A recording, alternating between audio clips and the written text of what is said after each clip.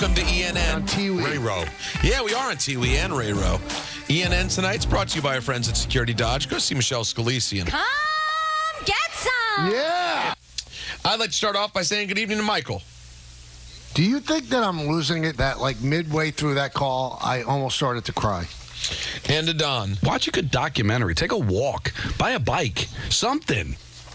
And to myself. We're glad to have you. Oh, clean day. Clean day for me. I like that. And he got point guard. We're glad to have you. That's a nice day. That's a full day.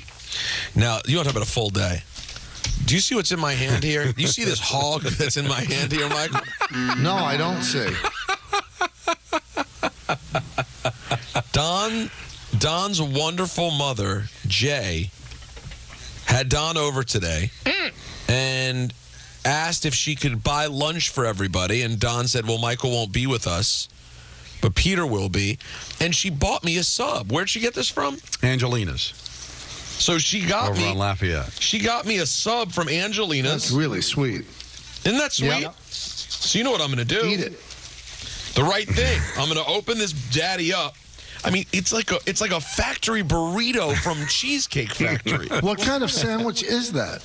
I'm going to tell you right now. I'm open. I'm taking a look. Oh yeah, look at that. Oh, this is called Jersey. This is called a Jersey sandwich. Not on the Italian side, just on the sandwichy side. Right. Turkey, standard issue cheese. Looks like double slices. Could be like a yellow American. Yellow American. Yeah. Some lettuce and tomato.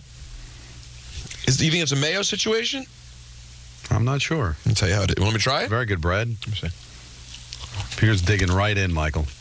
You could have had a nice sandwich, too, if you were in. She gave me a nice roast beef. And with, it's my mother. Honest, do I have to remind you? And it's with the nice rice pudding with the cinnamon on it. Oh, I love rice pudding. Why was she in such a giving mood today? Well, because she was just happy to see me. I haven't seen her in a couple of weeks. I had a doctor's appointment today, and it was close to the house, so I swung by and spent some time. Thank you, Jay. She's a big Peter fan. Well, much more so than Michael. No, she loves Michael, too. Well, I don't give you any days off, though. That bothers her. Do you see what's in my hand here? Do you see this hog that's in my hand here, Michael? See, so it technically wasn't a clean day. No. Clean free ENN, but you had said that earlier. So was it good? It was a good bite? Worth it? Delightful turkey sandwich. Well, it's just a standard issue. Now, she got you roast beef? Yes. With butter? Why do you think she assumed I was a turkey man? Which, by the way, she was right. I'd be more. I think it was just a guess because I could have taken the turkey and left the roast beef. Like she just went with a little variety. Let's say that I was in today. Would she have known to order a plain sandwich for me? Oh, that I don't know. See, probably not, right? Would she have gotten him a chicken parm sandwich? Angelina's makes great chicken parm. Is that true? Yeah. Do you see what's in my hand here? Do you see this hog that's in my hand here, Michael? That thing is a monstrous, though. I mean, that's... I'll enjoy it. Speaking of food, thank you, Jay. That was delightful and very sweet of you. Speaking of food, you guys see the big news from Sauce Gardner? No. On social media? No. He tweeted last night, I have a confession to make, and it breaks my heart. New York-style pizza might be better than Detroit-style pizza. Still not willing to give it up, right? Still said might. Still left a little room. I don't know, man. Good Detroit pizza is pretty slamming, good pizza is though. good pizza. But they're very different. Detroit pizza is very different than New York pizza. No, but I get it. But it is strong. You know who I've become insanely jealous of in the last couple of weeks? Insanely I have so many jealous. people. Okay, hold on. Give me a second here. It revolves around pizza. Dave Portnoy. Oh, so much so. That is the gig for me, and he came up with it first. It's so brilliant in its simplicity. It's just unbelievable. And I want to do that so badly, but I can't rip off his act. I mean, it's genius. Genius. You know how he does it, Don? He goes in, gets a pie, brings it out in the box, and eats one slice, and then gives it a rating. So simple. But like all of my social media now knows that I enjoy it. Everyone he's ever done keeps popping up. I'll tell you what, I never did really anything to engage with Dave Portnoy stuff, and it's still all over my social media. The algorithm and Dave Portnoy are very good friends. I get the pizza stuff. I get his dog. I don't get the dog. I only get the pizza. You get the dog, Anthony? Oh, Miss Peaches? Miss no, Peaches. I've never seen Miss Peaches. Oh, he talks in this little girly voice and gets down, and it's very sweet. Rolls around with the dog. It's like this very look at my endearing side, Dave Portnoy. He's obsessed with Miss Peaches. Very sweet dog. Can I money for animal rescues? Do you think that I could make it work with chicken parm? No. Yeah. It's got to be something that's universally eaten. But by the way, also, listen, I've had my differences with Dave Portnoy at different points in life. Yes. But what I'm not is a hater. I'm not a liar. He figured something out about content creation that is unbelievable. The pizza thing, it's not, I don't know, is it the idea? Is I it don't his know. execution? His execution. Sometimes it's annoying, but you can't look away. It's like it's a perfect storm. He is an absolute kingmaker when it comes to podcasts. I mean, it's unbelievable. Think about it. Call Her Daddy started out as a barstool vehicle. Pat McAfee started out as a barstool vehicle. Yep. Pardon My Take is still a barstool vehicle. He tapped into something content-wise that is undeniably impressive. It's crazy. And the pizza thing is the same thing. So jealous. But, Michael, I wouldn't want you to do it. Why? Because I have zero respect for your taste in food. No, but I know pizza. I'm sorry. I know good pizza. Do you? But why do you? Because, you don't eat enough in general. Why? Because all he does is eat cheese pizza. That's what I eat. He doesn't. Now that's a good point. It is a plain slice of cheese. A plain slice of pizza. So what I like and what I don't like. But he grades incredibly hard. Yes, he does. His grades are incredibly hard. Yeah, what's his number one score all time for a slice of pizza? Or at least New York pizza. I was watching one today. He loved it. He said it was so great. It was a place in Brooklyn. He gave him an 8-1. Yeah, that would be extremely high for him. Listen, there are a couple of formats that have just gotten it. Tom recalls a 9.5 from Portnoy. What was it? Where was it? I think it was Delucia's in Raritan, I want to say. Wow. Look at you, Tom. Look at you. And now he's getting guest host. He had Henry Winkler on with him. Yeah, that's the Fonz you and me. No, listen. If you had come up with that, Michael, or if you'd started eating hot wings during interviews, think about how different your life would be. It'd be so much better. Oh, he was in my neighborhood. Who, Dave? Yeah, Lenny and John's is right by me. And how is it? Is it great? And what did he give it? I like Lenny and John's. I haven't seen this one. Michael, you saw this one today? Well, who knows? Yeah, I think so. He gave it a really good one. He said it was excellent. Lenny and John's is very good. But let's see. Go to the end and see what he gave it there, Anthony. Because you don't know. You don't know. The algorithm feeds people different things at different times. So Michael's new one that he got today could be 6 months old. Yeah, you're right. Because it looked like with Henry Winkler it was cold out. 7.3 he gave it. That's a solid review for him. It's not one of his top ones, but that's a solid review. All right, guys. Let's talk some sports, shall we? Jealous.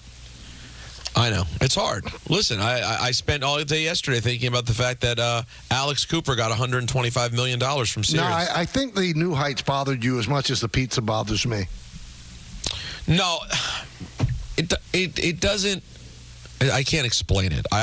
These are all people that I like. In both the case of New Heights and Alex Cooper, I get bothered when I think people are talentless. I don't think that the New Heights guys are talentless, and I don't think that Call Her Daddy is talentless either. I just sometimes am like, I wish I was able to put a finger on why something becomes the thing. Like, I think Call Her Daddy, the times I've heard it, sounds like a really nice little interview show. I didn't know it was going to she'd become the Barbara Walters of our time. Couldn't have called it. That's the genius of it all. All right, now let's move on to Daniel Jones and your New York Football Giants. Daniel, is this team better than last year? Yeah, I do think it's a better team. I think we've improved in a number of areas. I think across the board, we're better. We've had a good training camp, and we're ready to go. I think, it's always important to stay healthy and make sure we're taking care of our bodies and doing everything we can to stay healthy. And, I feel good about where we are. So without Saquon, they're better. Well, they should have a better offensive line, at least in theory. And they have a great wide two receiver. Good free agents. Well, and they've added a great wide receiver. If Neighbors is what people believe he could be, that's a bigger deal than a great running back. All due respect to Saquon. And they've taken a step, obviously, back from Barkley, but Singletary's good, and they got him a little cheaper, which afforded them to hopefully be able to fix this offensive line. And if you got Thomas healthy all year long, you got to see it to believe it, but. If that offensive line can protect, Singletary should be able to get some yards, and you've got a legitimate weapon to throw the football to. A nice crop of wide receivers overall. Not great. We'll see how it pans out, but it's all about trying to protect the quarterback. Let's ask Daniel Jones, could you possibly throw more than 15 TDs if healthy? Feels like almost a disrespectful question. Yeah, I mean, I've never been a big stats guy or numbers guy, but I know what it means. We're trying to score a lot of touchdowns. We're trying to throw them. We're trying to run them. We're trying to score a lot of points. Listen, I'm not a stat guy either, but throwing more than 15 touchdowns is called having a productive offense that scored any points. There's just, I'm sorry, that's how it called works. Being barely average. Can you be an above average quarterback? I think what helped them 2 years ago is that he also ran for 7. So he was responsible for 21, and we were able to get from Barkley, but they were ridden by the fact that they were able to find ways to win games late. We talked about it a ton of times. There was a bunch of games. They could have very easily won just 6-7 games that year, but going for 2 against Tennessee, and there were just certain games that they caught, some breaks and got the 9 wins, and they won a playoff game. But it's going to have to be better. And it should be better. They got better weapons. They didn't have anything 2 years ago outside of Barkley. Joe Shane, how much has this team improved? I feel like we've improved in several areas, but again, you can improve. The team still has to come together as a team, and every team's different. And I know Dave's has talked about it, and I talk about it. You still got to come together. I like the chemistry of the team where we are now. I think that's important. And some of the best teams aren't always the most talented team, but they come together. They work hard. They know their assignments. They execute. Again, we don't know how this team's going to react when we're down 10, or how are they going to react when we're up 10, and when adversity strikes. What's that going to look like? So again, talent-wise, again, we like the group we have. We're excited about them, and we'll see how they gel and how they execute once we get out there on Sunday. Why does Shane talk and Douglas doesn't? I don't know. I honestly don't know, because when we have Douglas on, very chatty. He's fine. Yeah. I don't think it's a case of him not wanting to do it or not think he can do it. He certainly can do it. I guess he just doesn't want to. I'm not sure. But he's right. You can go out and get a bunch of offensive linemen that have all done well other places. Will they gel? Will there be chemistry? To me, the best offensive lines are the ones that stay healthy, and there is a consistency to those 5 guys being out there every single Sunday. More so than, they're former Pro Bowlers or all the things that they accomplished before they signed as a free agent. And I appreciate his honesty. We'll see if this all does gel. And it may take a little bit. CeeDee Lamb has a new deal, guys. Sure does. It took time, but all said and done, he got it. And here's CeeDee on getting a new deal from the Cowboys. This whole process was very crazy for me, as we all know. I enjoyed it all. Obviously had plenty of times to revamp myself, physically become more prepared for the season. Granted, I wish I would have had a camp, but it's okay though. It'll work out in the back end. Very excited for the moment. A lot was said there. Great. Was able to work on things. Wish he had a camp, though. So which is it? It's on Jerry Jones is what it is, Don. I think some of these players, and Jet fans are hoping this is the case with Reddick, is that they just don't want to have to go through training camp. They'd rather work out on their own, not have to bother with all the stuff, and then just come in and play. They hate camp. And maybe some players can do it. They hate camp, most of them. No, they do. But I guess some players value it more than others. There may be some that feel like, I want to get to know my teammates. I want to get to know the playbook. I want to be able to bond with these guys. And maybe some just feel like, listen, I've been here. Like, Lamb's been here. He knows the players. Probably didn't want to have to go through camp. Signed in time for him to be able to work out over the next 10 days before the first game of the season. I bet you that had a lot to do with how this went down. He probably just didn't want to have to go through camp. And by the way, I do feel a little bit different about CeeDee Lamb in camp than, say, Hassan Reddick in camp, for example. He's He's at this point been there. Yeah. He's a veteran now. The quarterback hasn't changed. Really, nothing's changed. I mean, CeeDee Lamb and Dak Prescott are going to be just fine for week one. You'd like to have him, but it's not the same as someone who does not know playing with the team. Now, is it possible that Reddick looks at it and goes, I was a Cardinal and a Panther and an Eagle, and now I'm Charger a Jet. now. I've gone to a bunch of different teams. I was able to bond with those guys right away, have big years. Maybe he just doesn't feel like he needs to bond with these guys. I don't know what goes. The Reddick thing really just bothers me because I really don't see his end game. But if he thinks he doesn't need a camp and he signs in the next few days and is eligible to play against San Francisco and he balls out, then I guess maybe that was it. Speaking of wide receivers, sure. Jamar Chase is still day-to-day. Did not participate in practice today.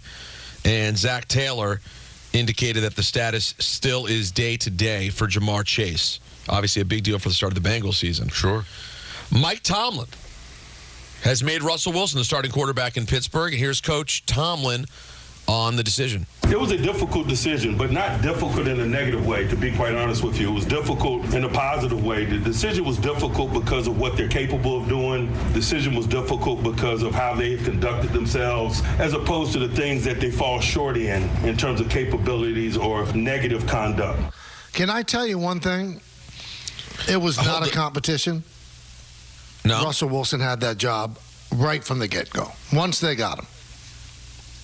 Yeah, they were being nice because you got Justin Fields. Right, but that's a future. Today is Russell Wilson. Well, and also that obviously says, assuming they still believe in Fields, like, hey, yeah, we know what you were doing out there. We saw your ability, but we're kind of starting you from scratch here. And also, Peter, you can go from Wilson to Fields. It would be very difficult to give Fields a job and then say to Wilson, who's 34, 35 years old, okay, now you go in. So I think it's easier to make the switch the other way. Wilson was always having this job. Unless he just fell flat on his face in camp. But he didn't. Which I guess he didn't. Right, so. But I'm with you. I think he had the inside track, and he took advantage of it. Here's Louis Riddick on SportsCenter on the same subject. If you really do feel that Russell is the guy that can help you score points and put your team on the right trajectory, then you put him in there. This, to me, seems like it was much less of a competition than it was in New England. Mike Tomlin's kind of had it already in his mind that Russ was going to be the guy, and it would have taken a Herculean effort on the part of Justin Fields in order to move him off of that. Am I right? I didn't even know that was going to be said. Look at you. I mean, look at me. Look at us. Look at us on 880. Look at us. All right. Jobs, chimps. No, really? Exactly. Let's go. Let's be honest. Look at us on 880 AM or 101.1 HD2, which I hear sounds tremendous. Or the ESPN app. New York app. Yeah. Or the Yes Network. Look at us. If I'm a Jet fan, I'm paying close attention to the Steelers. Because if the Jets do not win this division, and the Steelers are good, and Cincinnati's going to be good if Burrow's healthy, and then the Ravens, I think, are going to be very good, well, then that means one of those teams is going to win the division, and that could be two potential wild card teams that you might be competing with. Two? What about Cleveland? Well, all right, they throw Cleveland in. No, Don, it's the whole division. It's a problem. Yeah, the whole division's a problem. And then you have, obviously, Miami and Buffalo to contend with to try to win the division. Now, I think the Jets, if Rodgers is healthy, I think the Jets are winning this division. But if they don't win the division, then, boy, the wild card is going to be crazy. Like you said, all those teams in the North are involved. How much better will Denver be? I don't know if they're going to compete for a wild card. Will L.A. finally, with a coach, come together? South now isn't a joke. Indianapolis isn't bad. I think Houston's probably going to win that division. It's going to be, it's going to be crazy, man. High of 91 in Berlin today, Don, in case you're wondering. We weren't. I wasn't, but you'll be off. High of 80 on Friday. I'll be there for that. 65, 80. And then Saturday, where I have Bash at Berlin, low 61, high 76. Where is Bash at Berlin being held? It's in Berlin. No, I get that. What's the venue? Uber Arena. Oh, Uber Arena. So you can actually call for an arena and they pull up to your house. Funny.